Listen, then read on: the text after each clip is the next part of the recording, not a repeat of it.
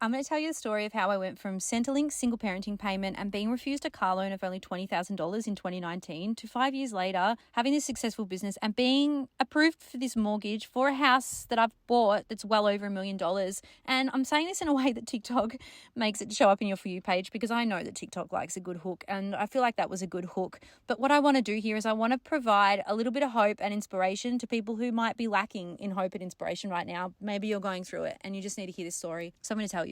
Because less than 7 years ago, when I was 31 years old, I became a single parent of 4 children and I went onto that single parenting payment. It was without a doubt the worst time in my life because it was the first time that I struggled with a feeling of hopelessness. Prior to that, I wouldn't say my life was a walk in the park, but I lived with my partner and we had a business and houses, cars, all in his name. And due to addiction and other issues, he ended up losing it all.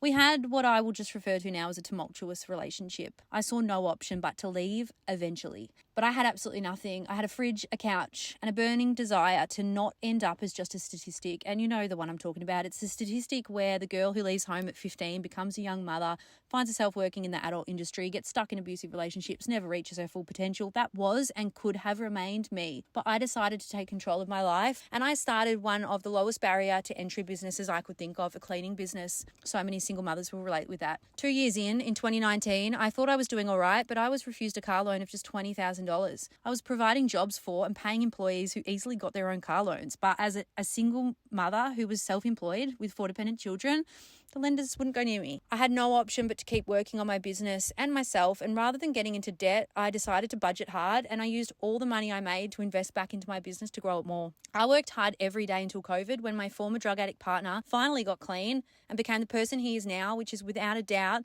the best person I know. He's my best friend because he too decided to not just be another statistic.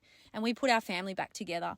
We started working together and we built what is now on its way to becoming Australia's favourite cleaning product. And this week, 5 years after being refused that car loan, I was approved finance for the house, well over $1 million. And that just stuns me and it makes me want to cry whenever I think about it because we will be living there by Christmas. And I wanted this to be possible. I worked for this to be possible, but I think there is still a part of me that even now feels this imposter syndrome because I know how close I was to not having this. So I want you to know that if you are going through it right now, if you don't know if your life circumstances will change, if everything feels really difficult, hold on to that tiny little part of yourself that hopes for a better future because if I can do it, so can you.